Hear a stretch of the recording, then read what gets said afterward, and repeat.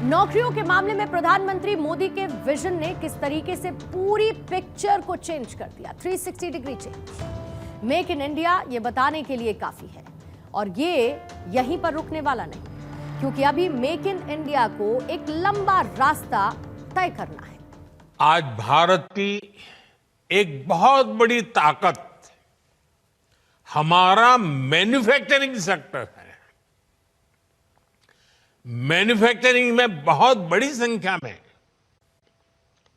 नई नई जॉब्स बन रही है। मैन्युफैक्चरिंग सेक्टर को गति देने के लिए इस वर्ष के बजट में मिशन मैन्युफैक्चरिंग की घोषणा की गई है। बीते सालों में हमने मेक इन इंडिया अभियान को मजबूती दी है। सिर्फ पीएलआई स्कीम से उससे ही 11 लाख से अधिक रोजगार देश में बने हैं। भारत की सफलता की कहानी बहुत बड़ी है, लेकिन आगे बढ़ने की रफ्तार और भी तेज हो सकती है। लेकिन जैसा कि आप ये भी जानते हैं कि new opportunities comes with new challenges, और ये चुनौतियां भारत के सामने भी हैं। लेकिन हर कोई ये भी जानता है कि चुनौतियों को अवसर में तब्दील करना ये देश अच्छे से जानता है। जैसा कि हाल ही के समय हमने देखा था, जहां पर हर एक चैलेंज को भारत ने इस तरीके से स्वीकारा कि उसमें से सिर्फ देश के विकास का रास्ता ही निकलता हुआ दिखाई दिया। और ऐसे में इन चुनौतियों के बारे में भी आपको बताते हैं। सबसे पहला चैलेंज क्या है? जहां पर क्वालिटी एजुकेशन, यानी आज देश में लगभग हर एक बच्चा स्कूल तो पहुंचता है, लेकिन पढ़ाई को और बेहतर बनाना, क्वालिटी एजुकेशन लाना अभी भी एक चुनौती है। अब इसका समाधान भी सरकार ने निकाल लिया है। नेशनल एजुकेशन पॉलिसी यानी कि NEP 2020, जो कि बच्चों को किताबों तक सीमित नहीं बल्कि स्किल और प्रैक्टिकल नॉलेज पर जोर देती है। सेकंड चैलेंज है युवा बेरोजगारी, यानी जो पढ़े लिखे युवा हैं उनको जॉब मिले, ये सबसे ज्यादा जरूरी है। क्योंकि भारत में बेरोजगारी दर में गिरावट जरूर है, लेकिन अभी भी इसमें कसक बाकी है।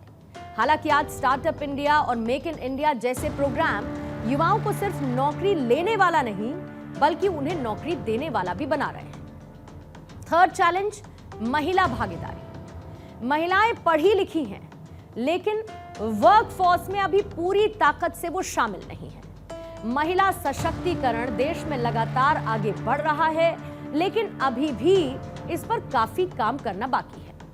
और ऐसे में मोदी सरकार ने इसका भी तोड़ निकाल लिया है, काउंटर निकाला है। यानी नारी शक्ति वंदन अधिनियम और महिलाओं के लिए खास स्किल प्रोग्राम, जो उन्हें नई ऊर्जा और नए अवसर देते हैं। फोर्थ चैलेंज, क्षेत्रीय असमानता।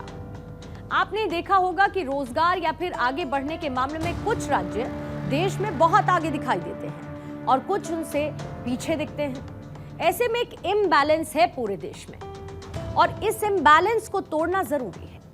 हालांकि समाधान सरकार की तरफ से निकाला जा चुका है। डिजिटल इंडिया और कनेक्टिविटी ने गांव-गांव तक इंटरनेट को और शिक्षा को पहुंचा दिया है। यानी अब गांव के बच्चे भी ऑनलाइन क्लासेस ले रहे हैं और युवा ई-कॉमर्स से अपना कारोबार चला रहे हैं। जब देश आगे बढ़ता है तो इसका फायदा हर एक देशवासी को होता है। जब देश में कोई भी सुधार आता है तो इसका असर पूरे देश में दिखता है। फिलहाल पूरा देश फील गुड फैक्टर के साथ है, क्योंकि जो रिजल्ट सामने आ रहे हैं वो सैटिस्फैक्टरी तो है ही, हमारी रफ्तार को बताने वाले भी हैं। और ऐसा इसीलिए हो रहा है क्योंकि भारत की चुनौतियां ही उसकी नई ताकत बन रही हैं। शिक्षा की गुणवत्ता सुधर रही है, रोजगार के अवसर बढ़ रहे हैं, महिलाओं की भागीदारी तेजी से बढ़ रही है और गांव और शहर के बीच की दूरी हर बीतते दिन के साथ कम हो रही है। भविष्य का भारत अब सिर्फ सपनों में नहीं बल्कि आज की नीतियों और कल की मेहनत से हकीकत में बदल रहा है। And now India is setting an example for the whole world, because now the nation is saying to the whole world, when there is a will, there is a way. और हिंदुस्तान इसे बखूबी साबित भी कर रहा है और ये बताती है भारत की सक्सेस स्टोरी, आज की इंडिया स्टोरी।